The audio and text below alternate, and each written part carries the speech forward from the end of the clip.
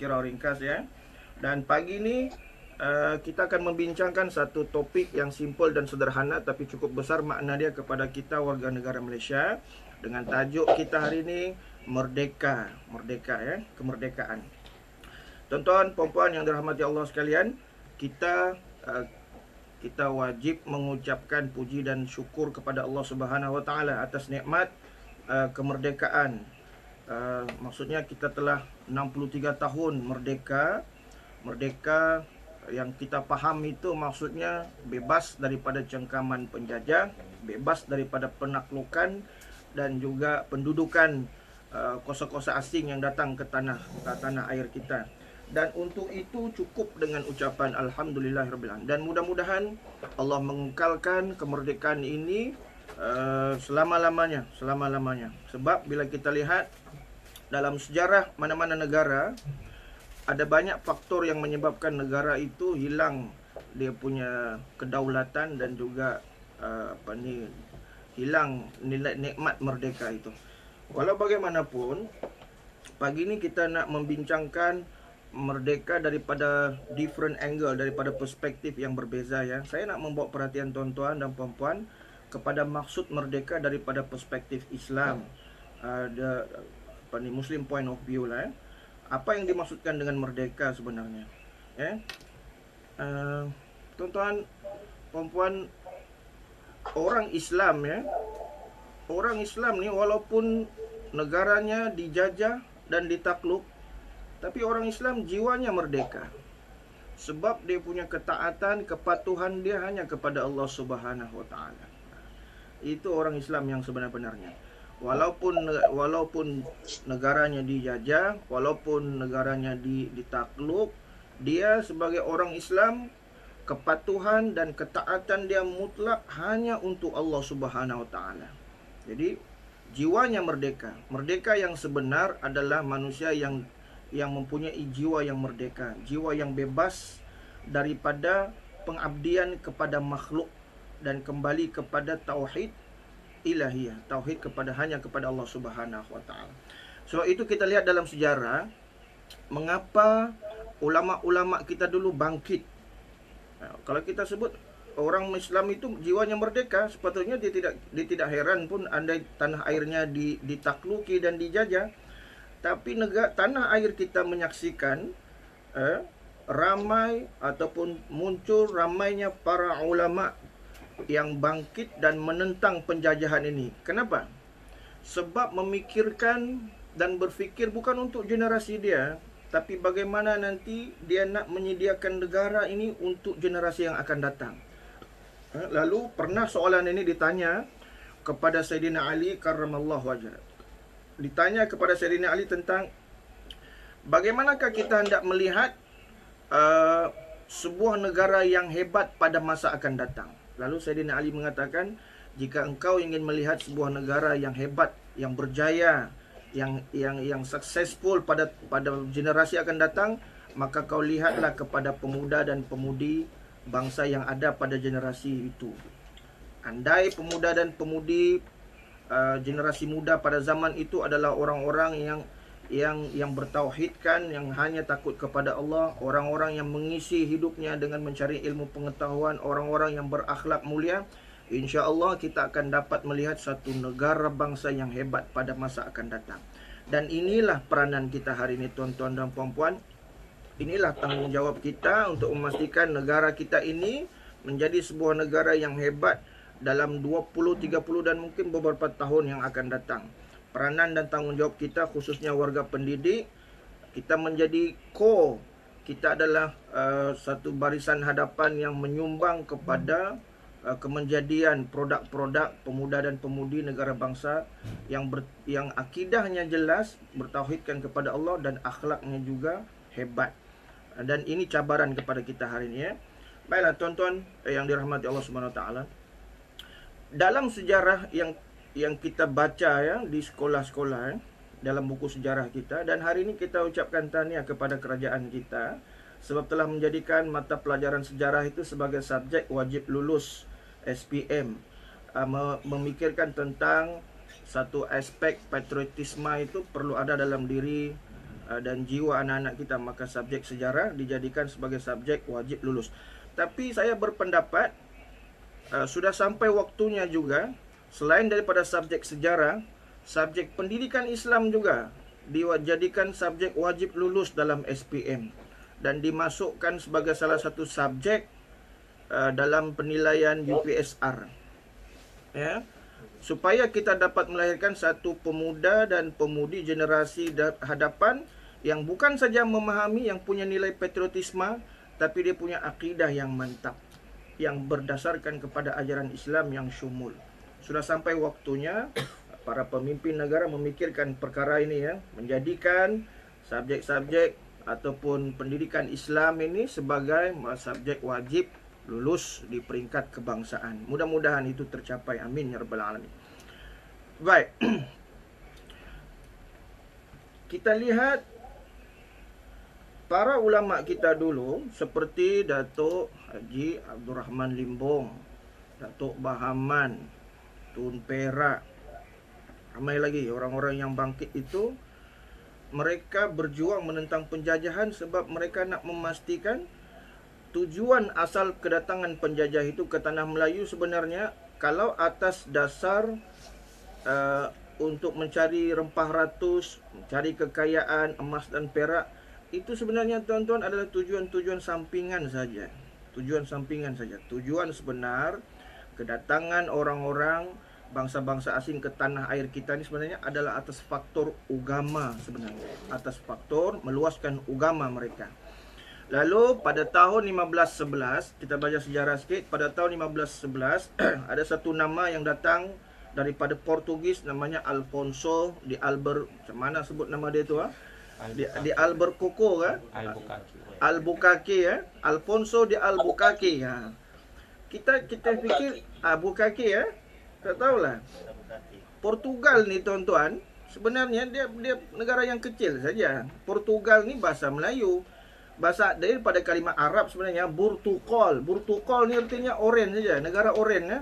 Datang ke tanah Melayu ni seorang pemimpin nama dia Alfonso de Albuquerque ni, dia sebelum dia datang, dia telah menghantar satu orang lagi tau ke tempat kita. Nama dia Lucas de Esquerra.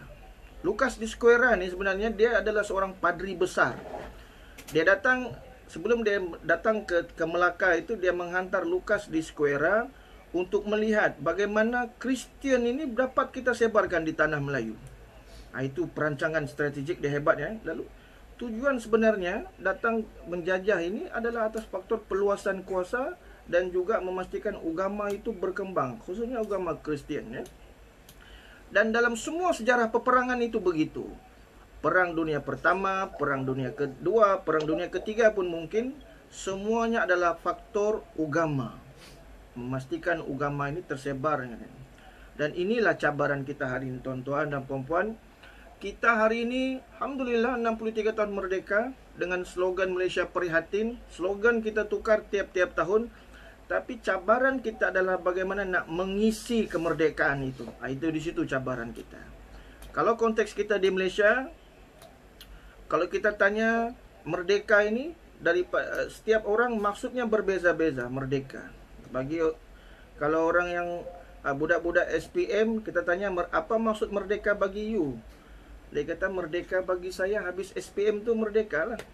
Lalu dia pergi bandar, dia beli spray, di spraynya bajunya, compang-camping sini. Itu bukan budaya orang Malaysia. Itu budaya gypsy daripada Amerika yang sangat tidak bagus dan tidak sihat masuk ke dalam masyarakat. Kita tanya mungkin kepada sahabat kita, kawan-kawan kita, satu pejabat, kita tanya, apa maksud merdeka bagi kamu? Ada kata merdeka tu bila saya berjalan-jalan tidak ada bini lah di sebelah. Itu satu kemerdekaan yang hebat lah tu. Bila bini pergi jauh-jauh, saya sendiri merdeka. Alhamdulillah. Kita tanya orang yang ada loan kereta 9 tahun. Apa maksud merdeka bagi kamu? Dia kata merdeka bagi saya bila habis bayar tu 9 tahun tu. Rupanya yang akan datang kereta rusak lagi banyak bajet daripada bayar bulanan. Jadi merdeka ini dia daripada perspektif sangat banyak maksud dia, baik. Tapi kemerdekaan yang sebenar ini sebenarnya adalah dalam konteks negara bangsa dan Islam adalah bagaimana kita nak memastikan identiti kita sebagai bangsa Malaysia, identiti kita sebagai orang Islam itu kita tetap jaga dan kekalkan daripada generasi ke generasi. Inilah yang kita hilang hari ini. Mengekalkan identiti bangsa dan juga Muslim itu. Kita risau kita menuju seperti Indonesia. Indonesia, satu negara yang dengan kawasan yang sangat besar, dengan penduduk yang terlalu ramai ratusan juta, boleh dijajah oleh satu bangsa yang sangat kecil, mungkin dalam peta dunia pun tidak nampak, Belanda. Mengapa? Soalan itu jawapannya adalah kerana orang-orang Indonesia kehilangan identitinya sebagai Melayu Muslim. Dia gagal mengekalkan identitinya sebagai Melayu Muslim. Dan kita, tuan-tuan dan puan-puan, menuju ke arah itu. Kita sedang menuju ke arah itu. Apabila anak-anak kita dia tidak bangga memakai baju-baju tradisional Melayu, dia tidak bangga berbahasa dengan bahasa Melayu, dia tidak bangga dengan tulisan-tulisan Jawi, dia tidak bangga dengan identitinya sebagai seorang Muslim. Apabila identiti ini hilang, maka negara saja yang merdeka pada zahirnya, tapi pada dalaman dia secara internally kita belum merdeka. Ya. Saya bagi contoh mudah. Kita ada anak ataupun kita ada sahabat yang bagus akademik dia, fikrah dia hebat, dapat keputusan mantap, kemudian dapat sambung belajar sampai ke luar overseas contohnya, sampai overseas. Baru 2-3 tahun belajar, bang. Balik pergi sandakan, dia cakap apa? Sorry, I tak boleh cakap Melayu. Sebenarnya dia bukan tak boleh cakap Melayu. Dia merasakan bila cakap Melayu ni kan rendah nilai diri itu. Dia boleh saya cakap pun. Tapi dia merasakan bila cakap Melayu ni dia rasa rendah betul nilai diri dia. Tak payah pergi jauh lah, tak payah pergi overseas. Budak-budak kita saja daripada sandakan dapat sambung belajar ke Semenanjung saja. Belum sampai 1 tahun, datang sandakan balik kita tanya, kamu orang mana? Dia kata saya orang Sabah. Padahal dia orang sandakan. Dia tidak bangga. Dia tidak bangga jadi orang sandakan tu. Kadang-kadang pergi Semenanjung pun ya. Pergi Semenanjung orang tanya nak minum apa? Dia kata dia tak berani sebut air mati tu. Air mati tu tak berani sebut. Malu betul. Dia rasa kalau sebut air mati tu terlampau sandakan bah. Jadi dia sebut air suam lah, air suam, air kosong. Jadilah orang, dia kena bangga dengan identiti ya. Pakaian pun sama pakaiannya. Kita baju Melayu kebangsaan, inilah pakaian kita. Ya? Dan sama juga, selalu saya bagi contoh, bila kita sarapan pagi kan, kita pergi gerai-gerai makcik-makcik yang jual kuih tu. Gerai-gerai makcik yang jual kuih tu kan, dia ada banyak jenis kuih kan, kuih karipap, kuih linggang, kuih koci, apa lagi ni, kuih apa lagi, kuih donat, karipap oksigen. Tuan-tuan tahu karipap oksigen besar saja tu, tapi dalam inti tak banyak. Bila kita tekan keluar oksigen. Nah itulah karipap oksigen. Jadi makcik tu dia jual RM1.3 bah. Makcik tu jual RM1.3. Disebabkan PKP mungkin, disebabkan inflasi, jadi barang naik. Jadi besok kita datang, dia jual naik harga RM1.2. Marahlah kita sama dia. Kenapa naik harga kan? Kita ambil gambar makcik itu dengan kuih-kuihnya itu, kita viralkan dalam sandakan kini. Inilah makcik yang tak guna. Dia telah menaikkan harga kuih yang dijualnya. Pada hari yang sama juga, kita pergi makan dekat Secret Recipe. Satu slice cake tu makan dalam Secret Recipe RM14 1 sen harga dia. Tahu juga Ustaz ya, saya sudah pergi. Satu slice RM14 1 sen. Kita tak marah pun. Malah kita bangga lagi membayar tu sebab saya sudah makan di Secret Recipe. Kenapa begitu?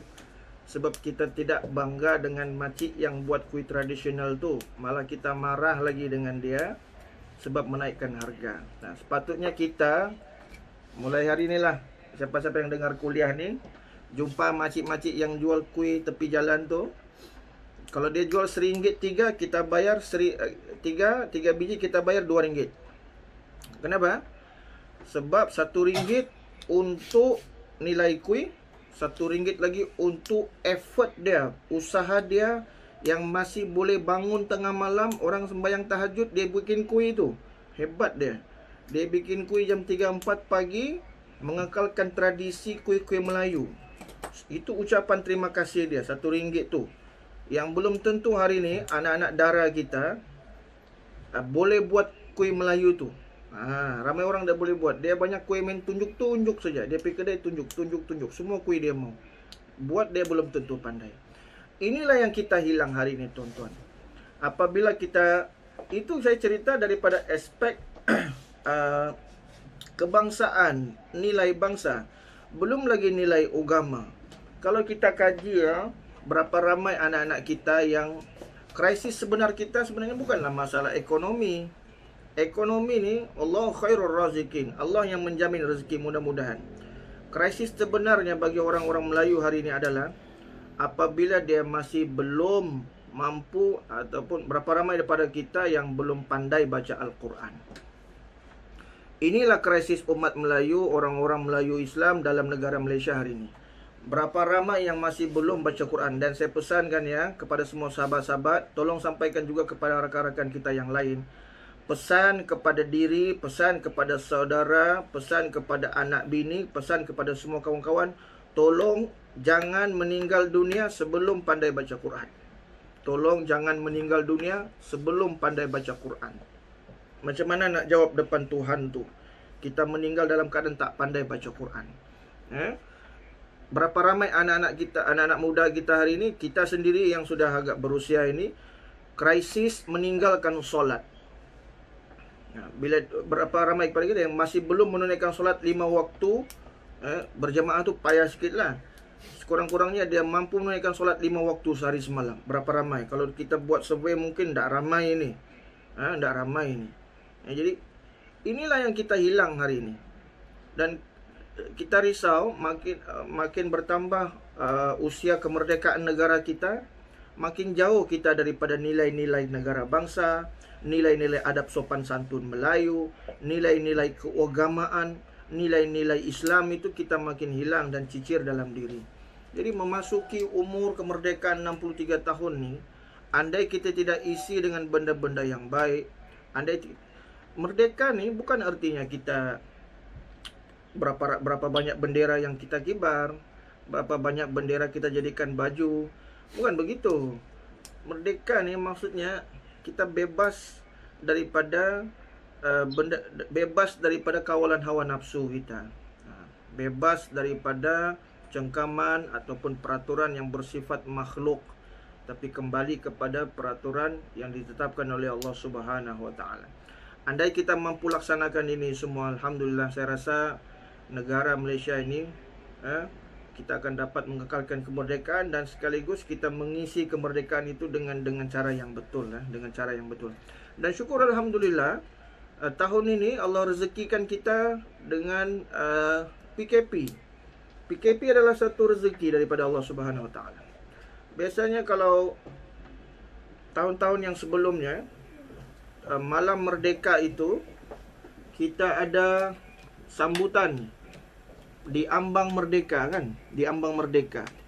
Jadi kita pun akan buat konsert, kita anak-anak muda kita pun akan berkeliaran sana sini. Jadi itu satu budaya yang sangat tidak sehat, satu budaya yang sangat tidak sehat Jadi mudah-mudahan selepas ini kita mampu menjadi warga pendidik yang berusaha keras, berusaha bersungguh-sungguh, bukan saja menyampaikan ilmu pengetahuan, tapi juga menyampaikan dan memindahkan akhlak yang mulia ke dalam diri anak-anak kita, supaya lebih mencintai negara ini, lebih bijak memilih pemimpin-pemimpin yang akan mewarisi kepimpinan, lebih menghayati nilai-nilai agama, dan semoga tanah air kita ini mampu melangkah ke hadapan dengan bangga dalam keadaan Malaysia ini disegani, bukan saja gah daripada ekonomi dia, daripada kehebatan tradisi dia, tapi Malaysia juga disegani sebagai sebuah negara yang berdaulat, merdeka, dan juga dan juga bertauhidkan jelas kepada Allah Subhanahu wa taala. Inilah ruang dan peluang kita, dan mungkin kadang-kadang usaha itu kita tidak akan nampak selagi masa kita hidup. Tapi kita usaha saja, dan Allah sebenarnya tidak pernah memandang hasil kerja kita, tapi Allah memandang usaha kita. Masa hidup ni ada tak usaha yang kita beri untuk membantu agama Allah? Mudah-mudahan sedikit sebanyak yang saya sampaikan ini tuan-tuan ya mampu. Saya nak cerita sikit lah, sikit lagi, ada beberapa minit ni. Beza di antara istilah merdeka, penjajahan ya, penjajahan. Bila orang bukan Islam ataupun negara bangsa lain yang tidak mengamalkan Islam ini masuk ke dalam satu negara untuk menakluk atau menjajah, itu mereka tidak ada, hampir tidak ada undang-undang, hampir tidak ada adab langsung. Kejam, kita panggil cruel, kejam sangat-sangat ya. Tapi Islam dia tidak. Islam ni kalau kita baca surah An-Nasr ya, Iza ja'a nasrullahi wal fath wa ra'aitan nasa yadkhuluna fi dinillahi afwajan fasabbih bihamdi rabbika wastaghfir innahu kana tawwaba ya.